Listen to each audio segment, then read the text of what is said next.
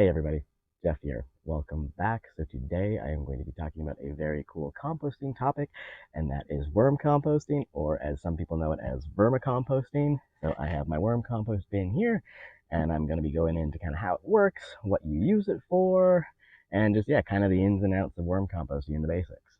So the reason that you would want to use a worm composter or integrate it into your growing system, it's not mandatory, but it can give a great nutritional boost to your plants.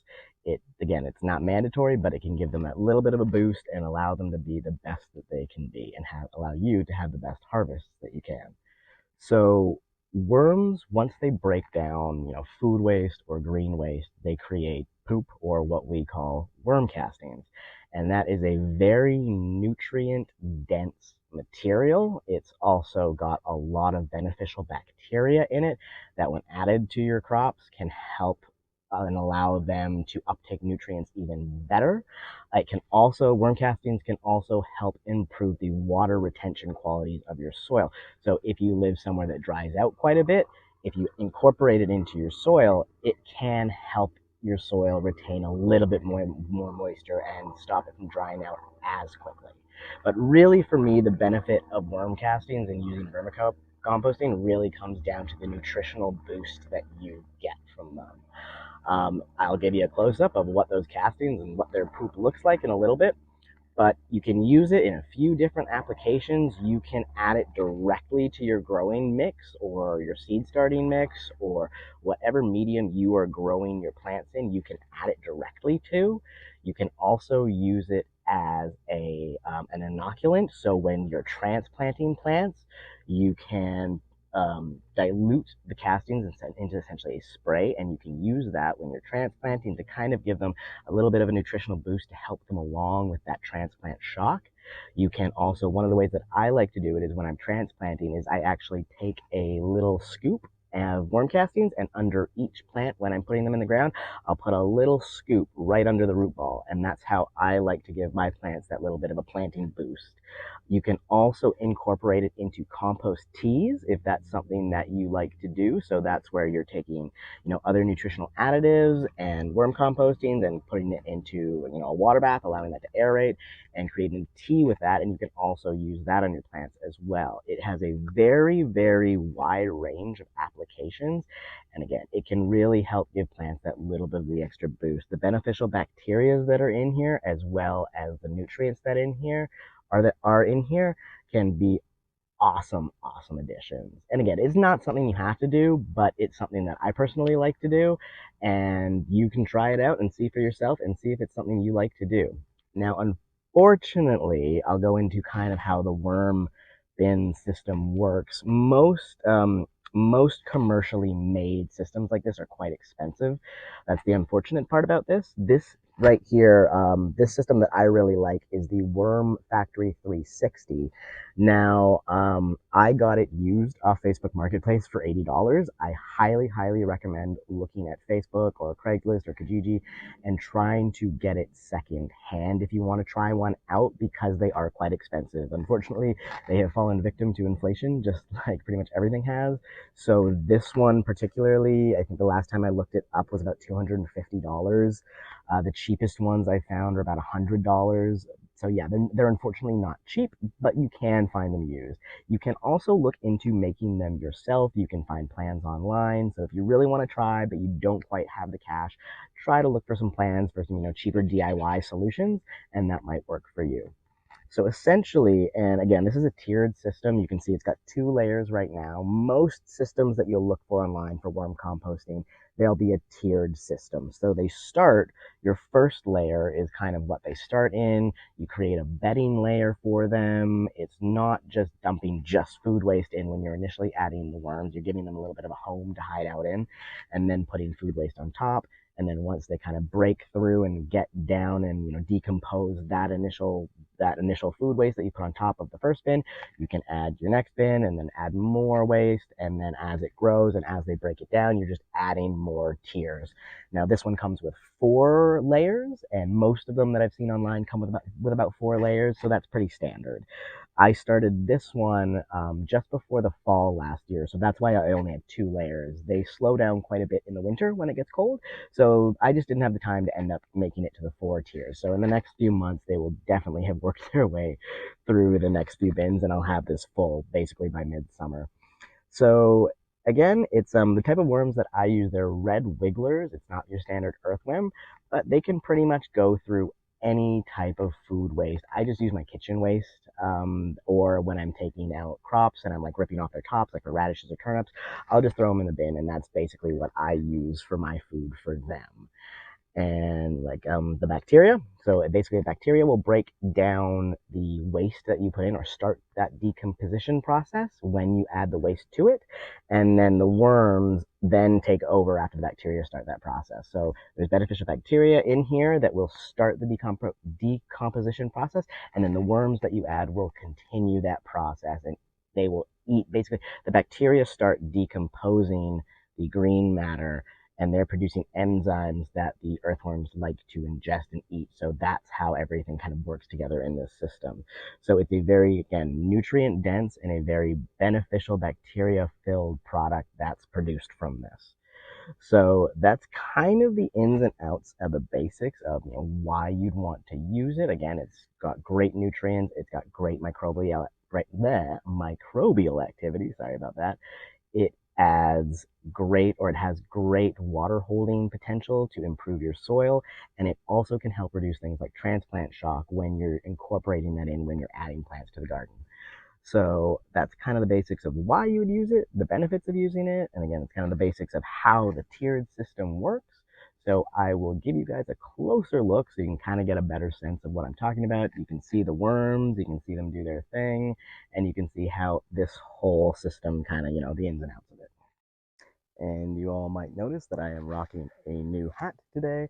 I just want to give a shout out. I am not paid to promote their channel, but I just want to give a shout out to No Till Growers. They have a YouTube channel that I highly recommend checking out. You might have seen my last video where I go over some no-till and regenerative practices, and I highly recommend giving them a look. They also have a website, no-tillgrowers.com, and a podcast. But if you are into no-till and regenerative agricultural practices, I highly recommend giving them a look. Okay, so here is the closer view of the Worm Factory 360, the worm bin that I use. So let's just take the lid off and you can see what's inside. So you generally want to have a wet piece of newspaper or paper towel or even like a paper bag like I have here, just to help keep moisture in, because you don't want this to obviously dry out, because if it ever came to a point in like a really sunny season where this dried out, you would lose a decent chunk of your worms. So we'll take that off and you can see some of the crop waste here. And once you open the bin, the worms will tend to dive down back into their bedding tray, but we'll see what we can find, and I should be able to show you at least a few of them. And a benefit of this type of system is there is essentially no smell. I can put my face directly over top of this and I do not smell any bad odors. For the most part, it just smells like soil, but really there is no bad smells. So let's just peel back some of what we can find.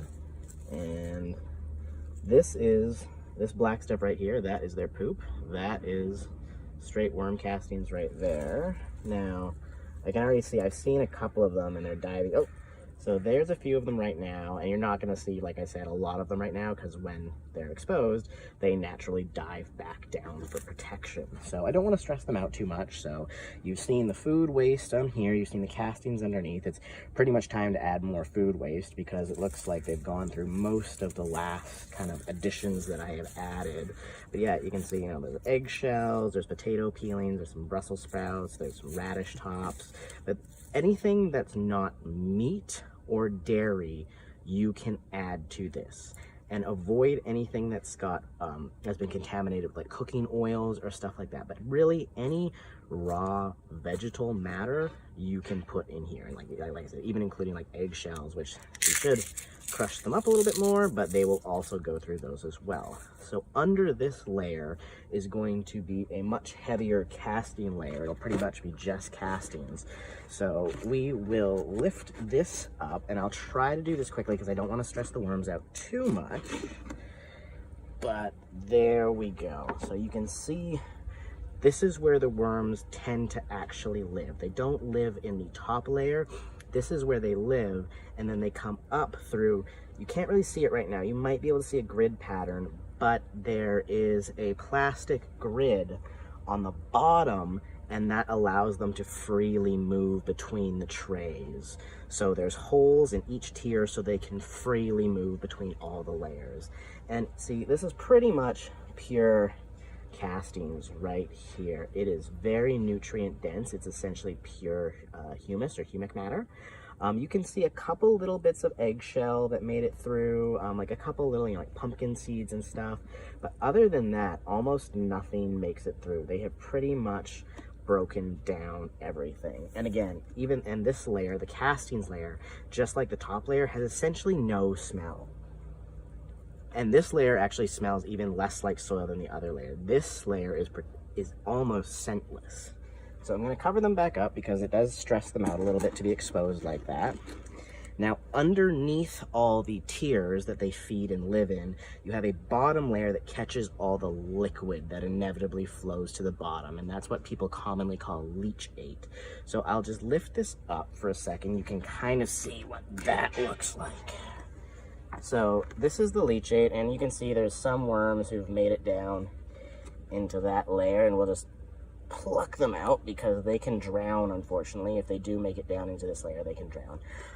Some people like to use this as an additive as well. The only issue that some people have with this is essentially, it can go anaerobic. This layer is the layer that does actually have a bit of an odor.